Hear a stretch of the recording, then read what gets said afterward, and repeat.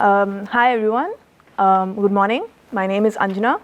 I'm a PhD researcher in the Dense and Green Cities module, and I'm a PhD candidate in the Singapore University of Technology and Design. Thanks, Prof. Thomas, for a very good introduction to what we do in the module. Now that you're all a bit familiar about what SIDs are, maybe I could talk to you a bit about the work that I do as part of the Architecture and Urban Design work package. So spatially, how do we understand SIDs, right? So we notice certain similar or common characteristics in the physical environment of spatial integrated districts. So 3 of them being multiple vertical public levels in Singapore and other high density cities. Obviously, we don't see this in Zurich. In another couple of attributes that we see in SIDs in Singapore is high program mix. So it's a very mixed use programming, and we notice that there's a spatial integrating element that runs across the district. So in terms of One North, we understand One North Park that acts as the spatial integrating element. In the case of Jurong Gateway, it would be the Jaywalk footpath network itself.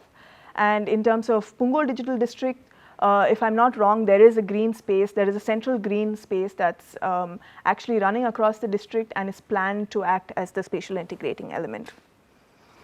So the 3 research questions that we want to understand in this work package is, firstly, the most basic question, right, in terms of performance and post-occupancy analysis, which would be, does the SID function better in terms of pedestrian occupancy and movement than a conventionally planned district, of the same type. The second would be, what characteristics can we get in terms of planning and design strategies in SIDs that can relate to pedestrian flows, if not causal, then maybe some sort of correlation, and what is the larger effect on urban vibrancy. So the reason we particularly focus on pedestrian movement is because it's one key quality of urban vibrancy. It is not obviously the whole aspect of urban vibrancy. We have an entire work package dedicated to that. But in this part of the architecture and urban design work package, we are focusing on pedestrian movement. And the last question, which is a little more futuristic and generic, which is, are there emerging urban forms that support greater pedestrian flows and activity? This is more related to Punggol Digital District, which is an unplanned district. We are trying to see, it's an ongoing study, so we are currently trying to see if we can understand anything about the spatial characteristics, spatial connectivity that helps us predict to a certain sense. I'm always a bit cautious about using the term predict because, complexity, science, uncertainty, but what we can understand or what we can correlate from the urban form in Punggol Digital District to pedestrian movement. So keeping these 3 questions in mind, the third question being a larger, broader question that's more futuristic. The first 2 questions more directly apply to One North and Jurong Gateway. And to try to break that down further to, a feasible study that we can do in the time frame that we have and with the logistics that we can plan. The second question in the previous slide, what characteristics can we get in terms of planning and design strategies that are relatable to pedestrian flows and activity? We came up with the first study, which was really trying to understand One North Park, right, which was planned as this spatial integrating element within the master plan of One North, which was designed by Zaha Hadid Architects. And the aim of this study, mini study, became to really understand if it's functioning as it's supposed to. So is it really acting as the integrating element in One North currently the way it's been built? And so, so the aim was to see, was it acting as a connector? The second study that we got out of the first question, so does the SID work better than a conventionally planned district? We decided to take Science Park 1 as a control case. So if you see the land use diagram here, it's kind of a similar type. So we have Science Park 1, which is a business district, but more monofunctional.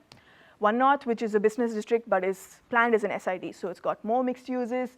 You can see it's planned for some, there are some residential spaces, if you know Wessex there. There are more residential spaces that are planned in the upcoming 5 years. And we have One North Park, which is that green linear element that's coming through the district. So these are the 2 studies that we planned in this part of the work package.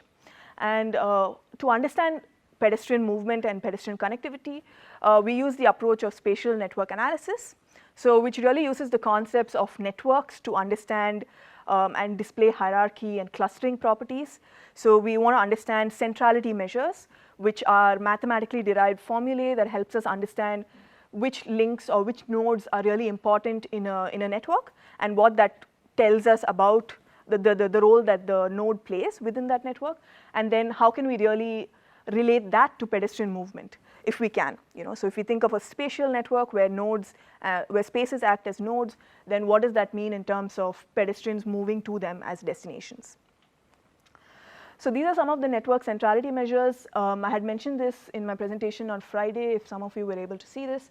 Just a brief introduction to 3 particular measures. We did work with a lot more measures. Betweenness, which really talks about the number of standard paths that go through a particular node in shortest walking journeys. Closeness centrality, which is a function of mean distance. And degree centrality, which is quite literally the connections that a node has to every other node in the network. So in our first study in One North Park, the diagram on the left shows you what One North Park is and all of the parcels, right? So it was planned to be this really undulating in this terrain sort of linear element that connects the various precincts of One North together. But when it was built, it was kind of broken away into these parcels by the road network.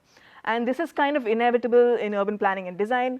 It doesn't really turn out the way master plans view it to, but each of these parcels are now functioning with a different design intention and a different sort of spatial characteristic. So we have P3 and P4. If any of you are familiar with One North, these are closer to the Rochester Mall and condominium development. Then we have the largest parcel, which everyone does associate with One North Park, which is P5, the One North Park Biopolis. Then we have P6, which is near the current Wilmar headquarters. P7, which is really this quite intense biodiversity parcel, which has one boardwalk going through it, if you ever walked in One North Park. And P11 is near the MediaCorp building. So these are some of the views that you see, showing the smaller details in each of the parcels. So the research methodology for this study was really to do a very quick exploratory clustering network analysis. We generated the graph using public spaces and publicly accessible buildings as nodes, and we weighted each of the nodes with some sort of composite score. So for example, just to give you an idea, Star Vista, which is a mall that's near the Buona Vista MRT and falls within the One North district, has let's say 100 outlets that are in various levels, that are open during various times, but it's quite finite because Star Vista is open within a certain number of hours every day. And so we try to account for the spatial accessibility of the outlet, which level it's at, how long it's open during the day, the temporal accessibility, and the number of accessibilities in itself in the node. So that gave it some sort of weightage. So the parks, which are open 24 hours, have a larger temporal accessibility of the outlet, but they don't really attract so many people as a mall would, for example, because a mall is more of a destination space, and people have walking journeys with some sort of shopping or some sort of expedition and some sort of aim in mind. So this was the result of our centrality analysis. So this was conducted in a software called Gephi. And we used, this is closeness centrality within a walking radius of 400 meters. So we usually work with 400 meters or 800 meters because these denote 5-minute and 10-minute walking journeys. And so if you can really see, we see that P5 does come up as a kind of central node because it's got a larger color, a more warmer color. Whereas P3, P4 are kind of blue, P7 is kind of yellow, and P11 doesn't really have any connectivity as such in terms of closeness. Then we went on to validate this. We went on to see, okay, what do the park parcels really tell us during the weekdays and during the weekends. So we set up these infrared sensors. So you can see on the left on top. And we really set them up like in poles, in any sort of fixed fixtures that were there in the park entries. So we try to keep it, or on or on manual poles itself that we had with the devices. And we fixed it at each of these park entries to sort of understand what were the movements to the park. This was a very, I would say it, beyond a certain point, it doesn't give us nuance because we really don't know like why people are going through that, but we try to make some sort of guesstimates based on their patterns and overall the temporality of the patterns as well. Because if people are, let's say there's a large flow at P6 at 8 a.m. in the morning, then we kind of know people are walking from the MRT to the Wilmar headquarters office building. So that was kind of these inferences that we made. And these diagrams talk about the overall daily typical flows during a weekday and during a weekend. And we see that it kind of doesn't tell us what the Gephi centrality tells us. So P5 doesn't really seem to work as the spatial connector that we thought we would get from the centrality analysis. P6, P3, and P4 are quite important nodes because you see that people most likely walk through those green spaces in P3 and P4 to walk to Rochester and the surrounding areas. And we saw that we also did a later analysis of how long entries and exits would take so that we could sort of infer occupancy within a parcel. And we could understand, okay, people were staying in P11, for example, on Saturday evenings. So it's actually a destination node that people actually seem to go to on the weekends to just spend time there, but it doesn't really act as a connector. So our overall inference is that One North, or most of the half of the parcels in One North Park don't really act as a spatial connector. And the centrality analysis tells us that while the accessibility is there could be something else that really doesn't, that really impedes pedestrian movement through these parcels.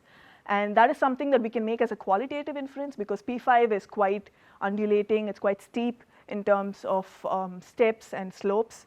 So that's one reason. And we're moving on to this can also give you some insights. So this is like a time lapse of the pedestrian counts that we got. So you'll see it start lighting up at around 6 a.m. And yep, so this is during a typical day. Yeah, P6 really lights up. Oh, sorry, there was no labels here.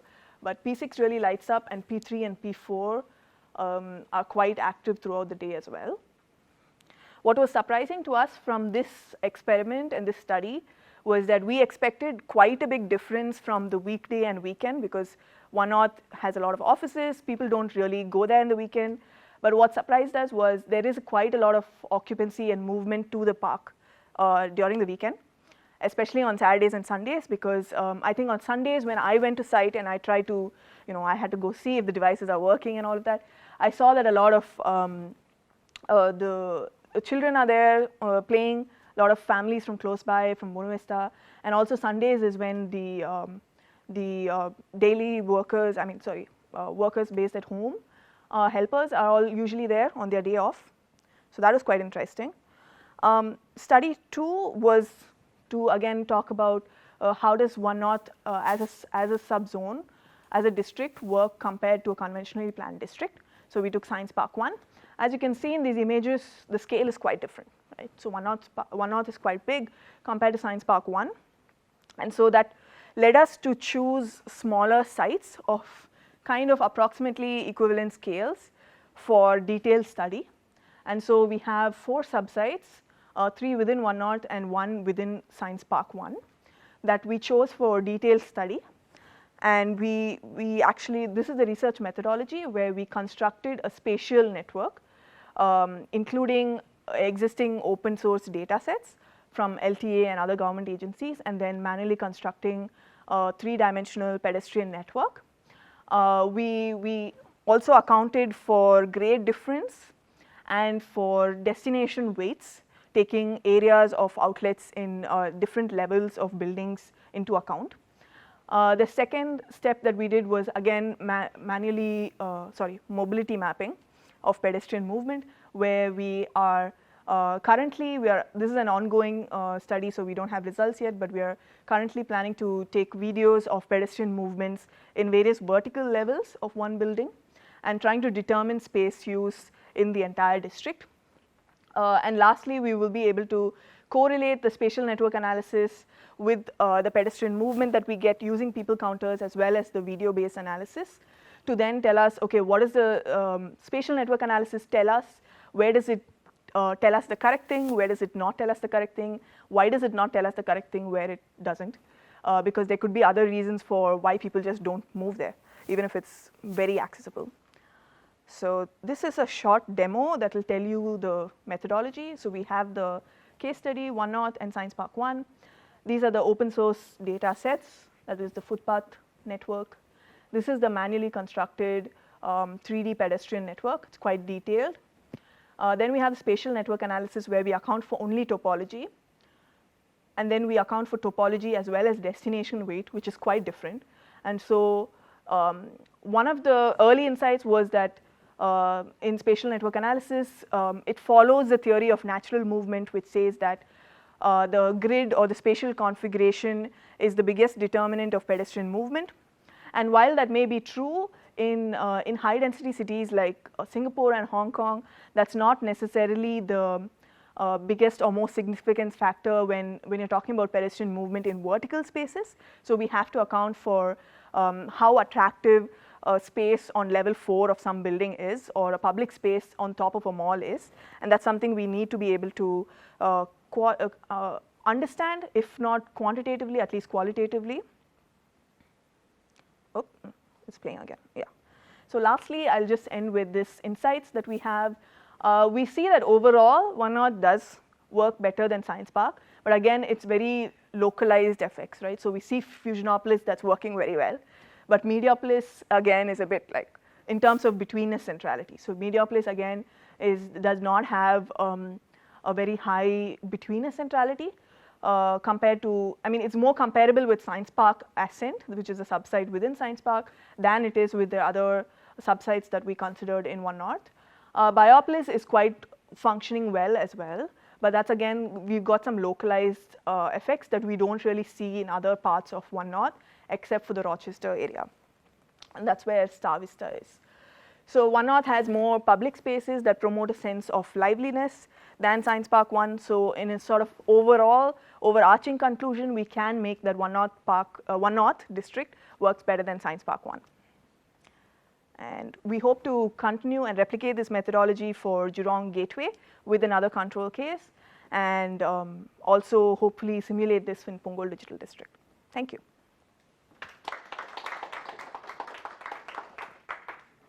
Yeah, so we can actually take questions after each segment, although the program says we do Q&A at the end, but please feel free to ask any questions anytime. Yeah, very interesting presentation. Thank you very much. On the spatial analysis side, you mentioned that also the vertical movement is very important in Singapore. How do you take that into account? Could you explain a little bit more, for instance, Star Vista case? Because in the map you showed, it was 2D. Yes. So the map is 2D, but the analysis is actually 3D.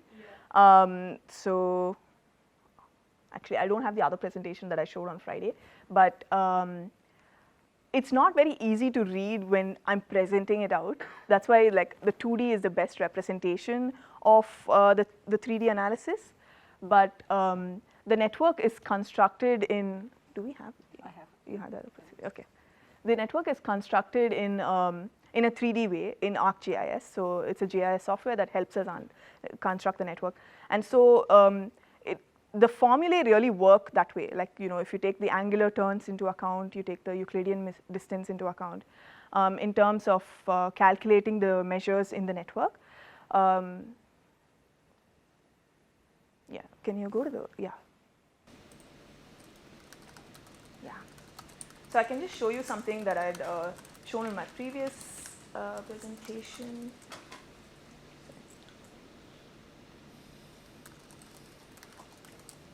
Yeah.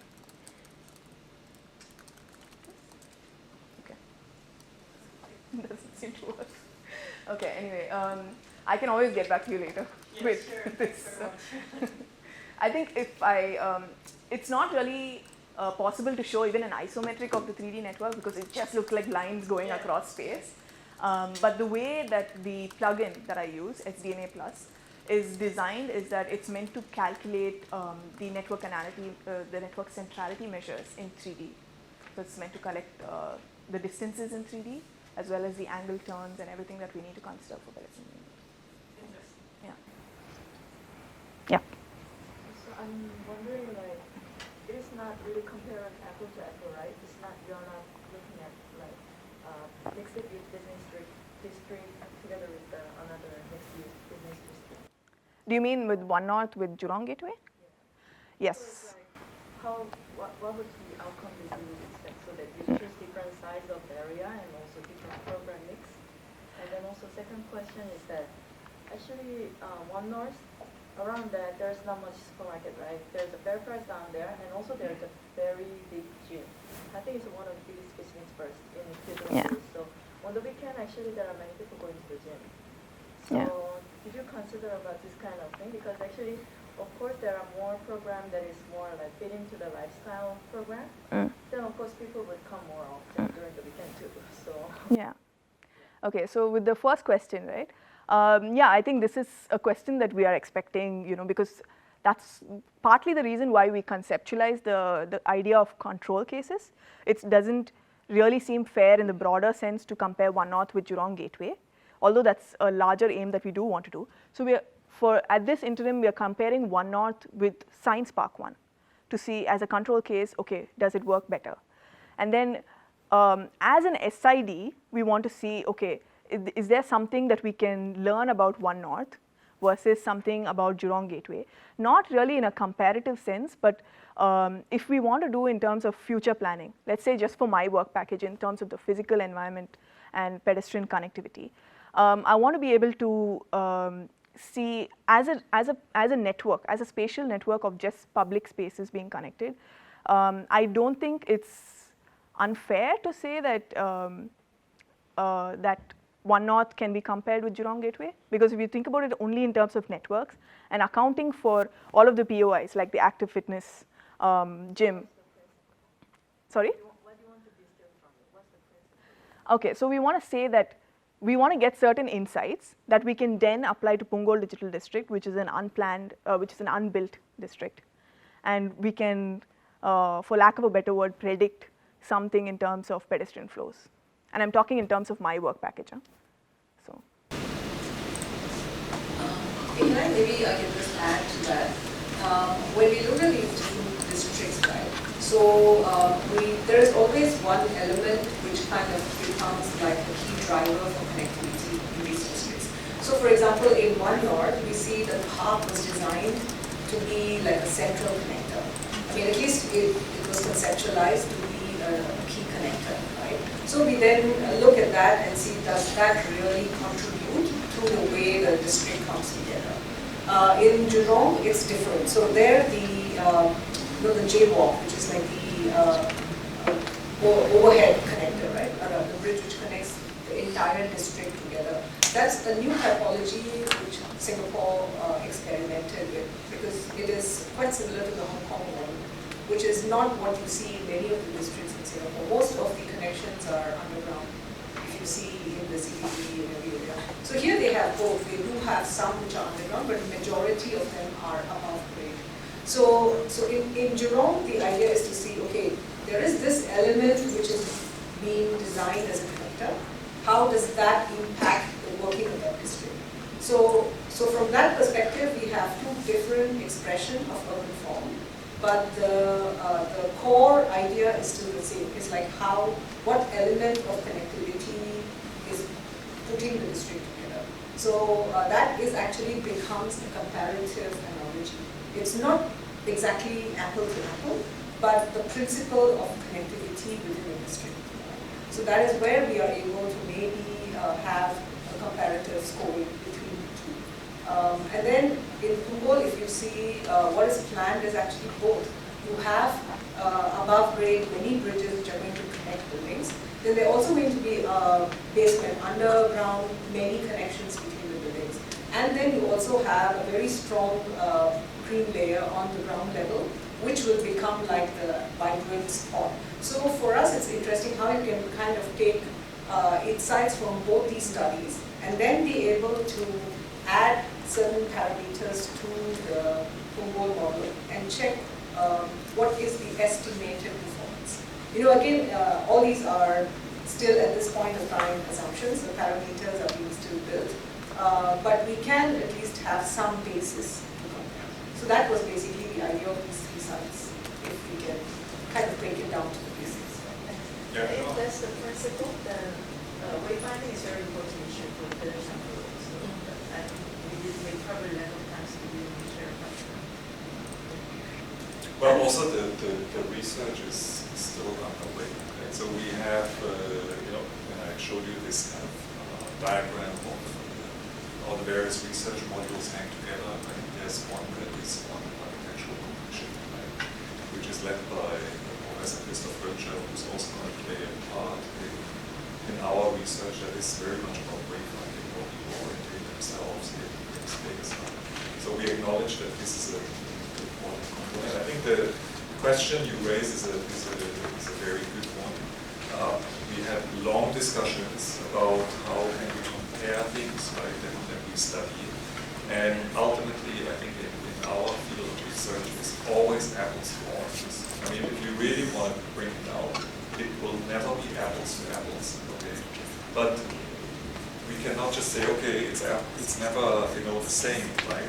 Then we cannot do any research on it. So we accept the fact that it will always be, to some extent, apples compared to oranges. But for each one of our packages, we try to find a control case that we feel comes closest to this, right? Is in the same part of the city, usually it's in the same climate. We also are very interested in environmental performance, and we go to great lengths, for example, in terms of environmental performance to make sure that we measure at exactly the same time in very comparable settings. Right? So yes, there is this problem, but I think my argument would be that there will always be this problem when you do research.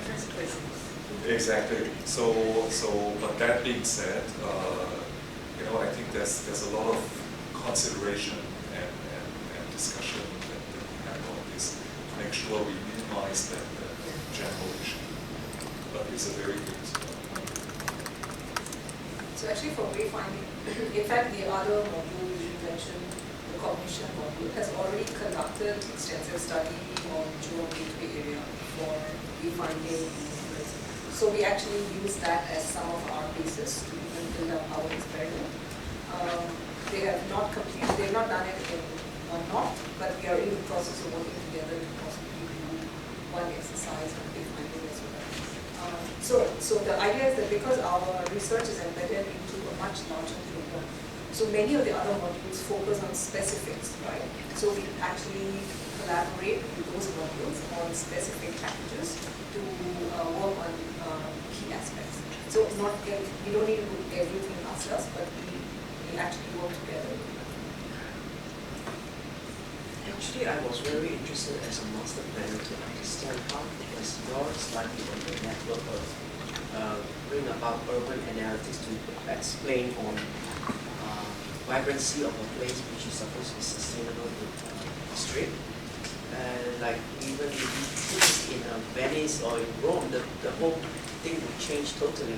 So, but as a master planner, I would like to know, we know that One North is multi-use district, yet residential, commercial, research and recreational. Is there something that from your study you have found out that people prefer to go to the gym or the commercial or the shopping rather than go to the park from your urban analytics? Then the other thing is, of course, this is what I would do is, what is the percentage of open spaces that you need to function as a sustainable industrial area, or amount of commercial space that would support this kind of population size to be sustainable and vibrant? These are things that I would love to know if there's something like a certain population or workforce or visitors that come to this place. That would be something from, I hope that from your urban analytics study, I could at least apply to my projects. Thank you. Actually, we do have other presentations. I think we have the social package, which will talk about the integration and integration of the district within itself and also the district outside. How does the district integrate with the urban context? We don't have a presentation today for the World Vibrancy, but that's also, we still have that as one of our packages. But maybe these are some of the bigger questions, right? So I think some of the things you raised will be addressed to the presentations that we are still seeing this morning. How all these things hang together, right? How, for example, the environmental performance has an impact on the social performance, right? That one is a step again to be made, right, in the research, because we are right in the middle of it. But that is certainly the ambition, right? That we do not just study things, one aspect in depth, but also it's very interesting to see how these things relate to one another. So maybe we continue with the next presentation. I really like this interactive format. Can I just ask, when you ask a question, say who you are and where you're from, so we also know who you are. I mean, we can assume, from some of the information you give us, but it would still be nice.